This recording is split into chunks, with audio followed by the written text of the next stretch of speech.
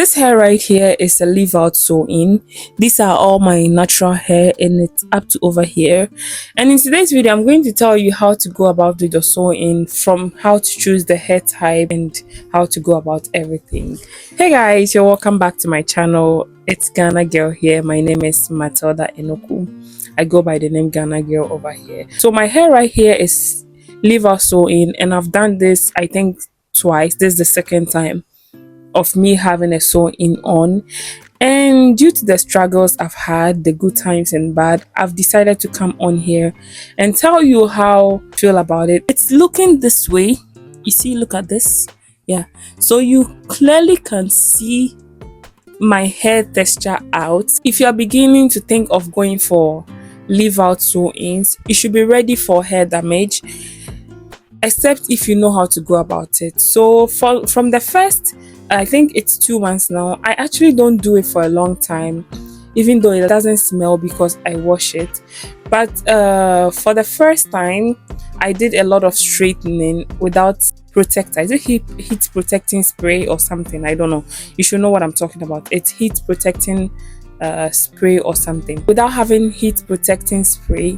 So I did not buy heat protecting. The first hair was kinky straight. Even though it was kinky straight, but I still needed heat protector to straighten my hair. Yes, you would need to straighten your hair. So when it comes to heat damage, you should be ready for it. Sew in was a bit too much because it was my first time, and the first day I installed it, after blowing it out, it looked perfect. So I was always interested in straightening it up. But after a few weeks, like a week or two, I noticed my hair was getting damaged, so I had to stop. I had to slow it down. As long as you have the sew in leave out on, you will still straighten it. So if you're ready to get a sew in, I think the first thing to do is to think about buying a heat protecting spray. The second thing I'm gonna talk about is choosing hair texture. Choosing the hair texture that matches your own natural hair plays a key role in this thing. If you have a 4C hair and you choose to go for straight hair, leave out, I'm talking particularly about leave out.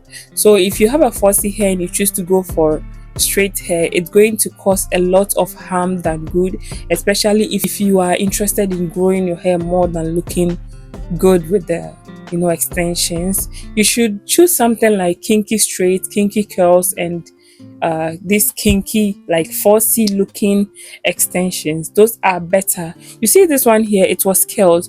This is a typical, this is even still straightened. After I washed it, it shrunk back. Yeah, but when I bought the extension, it was curly, really curly.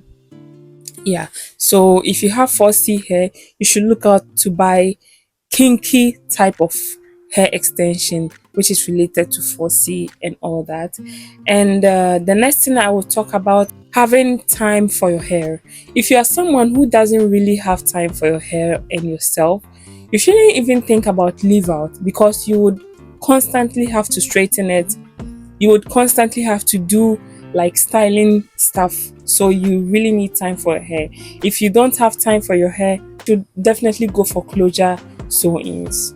To protect your hair from heat damage and hair fall and all that, you're going to be doing a lot of detangling, a lot of moisturizing and all that. So you definitely need time for all that. If you are really interested in length retention or growth, you should consider minimal leave out, because that's why we always want to be in protective hairstyles in order to grow our hair. It's more prone to breakage and damage, so you have to consider minimal, like the least you can. This is still related to time, because when you do the leave out, you hardly have access to your scalp. You need to get scalp cleaning accessories, scalp cleaning stuff to clean your scalp.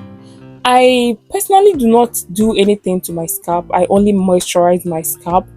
The rest of it is showering. I shower my scalp. Is it cleaning, washing, or showering? Yeah, I wash my scalp. Yeah.